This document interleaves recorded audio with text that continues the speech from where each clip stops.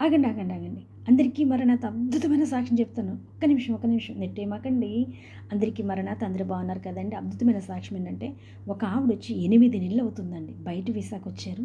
ఆవిడ 8 నెలల నుంచి కూడా పని లేక చాలా బాధపడుతున్నారు. ఏం చేయాలో అర్థం అవ్వలేదు. తెలుసున్నవాడెవరో మరి మన నెంబర్ ఇచ్చారంట, నా నెంబరు. అయితే నాకు చాలా కన్నీటితో ప్రార్థన చే చేయమని నాకు ఎంతో ఏడుస్తా మెసేజ్ చేసిందండి. చాలా బాధ అనిపించింది.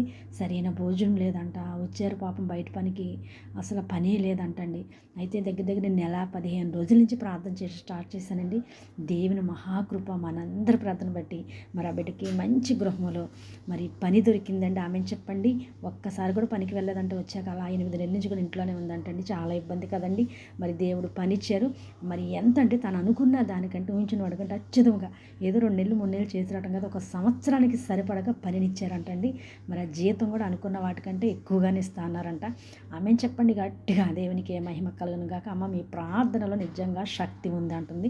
ఈ సాక్ష్యము దేవుడు దీవించి ఆశ్రయించిన గాక. ఆ బిడ్డను కూడా మరి దేవుడు ఆ కుటుంబాన్ని ఆశీర్వదించాలని మనస్ఫూర్తిగా కోరుకుంటున్నాను. God bless you. మరణాతండి.